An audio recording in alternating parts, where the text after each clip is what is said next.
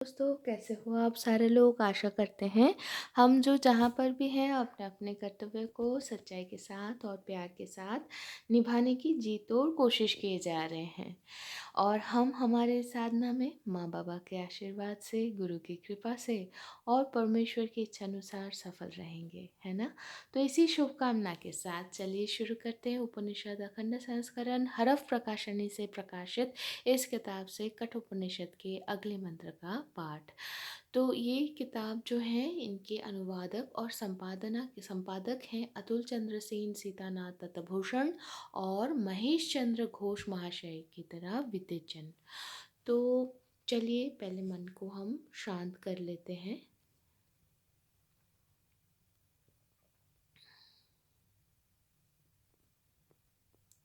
कठ उपनिषद के पाठ के अगले मंत्र के पाठ शुरू करने से पहले शांति पाठ से अपने मन को स्थिर करते हैं। ओम सह नावधतु सह नौ भुनक्तु सह वीर्यं करवावहै तेजस्वी नावधितमस्तु मा विद्विषावहै। ओम शांति शांति शांति। अर्थात आचार्य और शिष्य हमारे उभय को ब्रह्मतुल्य भाव से रक्षा करे, हमारे उभय को विद्या फल तुल्य भाव से भोग करवाए, हम उभय समभाव से विद्या लाभ की उपयुक्त वीर सामर्थ्य अर्जन कर पाए, हमारे अध्ययन वीर्यशाली हो, अर्थात हमारी लब्ध विद्या सफल हो। हम परस्पर को विद्वेष न करें, हमारे आध्यात्मिक, आधिदैविक और आधि भौतिक ये त्रिविध विघ्न का शांति हो। तो इसी शुभकामना के साथ चलिए पहुंचते हैं अगले मंत्र पे। पिछले पिछले एपिसोड में हमें पता चला कि आत्मा क्या है, जिसका कोई जन्म नहीं है, जिसका कोई मरण नहीं है, जो किसी से उद्भूत मतलब किसी से वो सृष्टि नहीं हो सकती और जो चिर विद्यमान है, ये है आत्मा का परम रूप। तो इसके आगे क्या, चलिए जानते हैं। हंता चेन्द्र मन्नते हंतुं हतश्चेन मन्नते हतम उभौ तो न विजानीतो नायं हन्ति न हन्नते। तो इसका अर्थ क्या है? हंता चेन मन्नते हंतुं हतश्चेन मन्नते हतम उभौ तो न विजानीतो नायं हन्ति न हन्नते। अर्थात यहाँ पर ये कहा जा रहा है कि अगर किसी व्यक्ति को ये लगता है कि वो किसी को मतलब उसका इतना कैपेसिटी है या पावर है that he can kill someone, and if somebody is thinking that somebody is such a powerless one, in other terms his or her soul is such helpless one or powerless one that somebody else or some other form can kill it, then both doesn't know the actual form of and the actual properties of परम ब्रह्म और आत्मन। तो यहाँ पर कहा जा रहा है कि अगर किसी को लगता है कि वो किसी को मार रहा है और किसी को अगर लग रहा है कि और कोई उसको मार रहा है, तो दोनों ही आत्मा की परम स्वरूप से विच्युत हैं। क्यों? क्योंकि आत्मा कब एक आत्मा नहीं, आत्मा तो आत्मा ही है ना, परमात्मा। तो आत्मा ना किसी को हनन करते हैं और ना वो किसी से हनन होते हैं, मतलब ना वो किसी का हत्या करते हैं, ना वो किसी को हत्या किसी से क्या बोलूँ, खुद आ, आ, उनका कोई हत्या कर सकता है, अगर ऐसे हम बोले तो इसका व्याख्या स्वरूप ये श्लोक में कहा जा रहा है कि निर्विकार है आत्मा, इसलिए उसका कोई कर्तृत्व या कर्मत्व, मतलब ना वो कुछ करता है ना वो किसी, मतलब वो कार्य और कारण की इस श्रृंखला से मुक्त है ना। आत्मा किसी को न मारता है ना कोई उसको मार पाता है। हननकारी व्यक्ति अगर सोचता है कि भाई उसका जो आत्मा है या उनकी जो आत्मा है वो और किसी आत्मा को मार रहा है या हनन कर रहे हैं, और जो मर गया वो व्यक्ति अगर मरते मरते ये सोचे कि उसकी आत्मा का हत्या हो गया, तो दोनों ही भ्रम में है। आत्मा ना हानि किसी को कर सकता है, हनन कर सकता है, ना वो खुद हत हो सकता है। तो जीव अज्ञान के वशीभूत होकर ही देह के साथ आत्मा, देह मतलब देह ये जो है, इसके साथ उनमें आत्माभिमान आता है।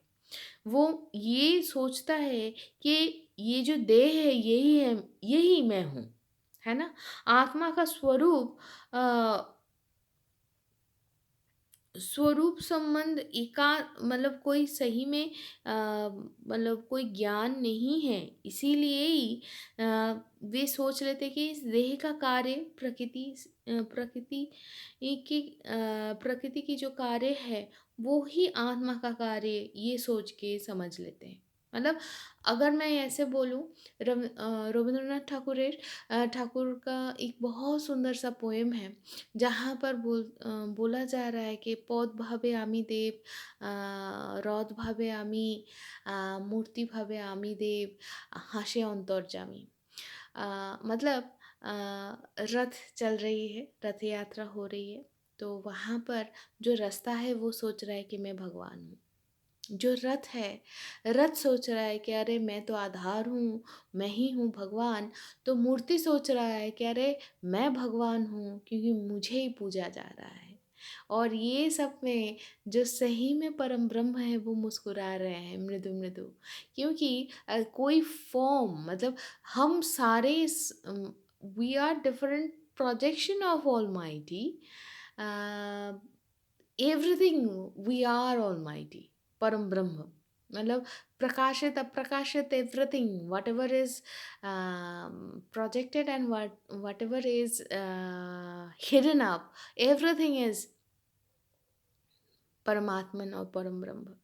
So in that concept it is being said कि अ, अगर हम उस वहाँ से भी हम सोचें कि अगर हम सारे सेम हैं, सेम नहीं हम ही हैं, मतलब एक ही अस्तित्व है, तो भाई कोई किसी को मारना काटने का तो कोई मतलब ही नहीं है। तो हो क्या रहा है? इससे पहले वाले श्लोक में, मंत्र में हमें ये कहा गया था कि इस देह का विनाश है। क्यों? क्योंकि ये प्रकाशित है, इसमें विकार है। अगर विकार है मतलब कार्य कारण के बीच ये श्रृंखला में है, तो इसका कार्य अगर कारण है तो इसीलिए कार्य हुआ है। कॉज अगर है तो उसका इफ़ेक्ट है, कॉज जब हट जाएगा तो इफ़ेक्ट भी हट जाएगा। तो इसीलिए जो भी है तो मतलब देह का होता है, लेकिन देह के साथ-साथ एक आत्माभिमान भी होता है, और इस आत्माभिमान के कारणवश ये सोचा जाता है कि ये देह ही आत्मा है। फिर सोचते हैं सिर्फ देह क्यों? ये प्रकृति ही आत्मा है। ठीक है भई, ये सारे गलतफ़हमियाँ होते रहते हैं। तो आखिरकार बोला जा रहा है भई, आत्मा ना मरता है, ना वो मारता है। अगर कोई मारता है या मरता है, वो सिर्फ़ ये देह है, ये स्थूल देह है, क्योंकि आत्मा अविनाशी है। लोग अगर सोचते हैं कि मैं मार रहा हूँ या मैं रहा हूँ या मर रही हूँ, then then both are actual में in reality both are misled by their by their physical existence। तो दोस्तों आज यहाँ तक ही।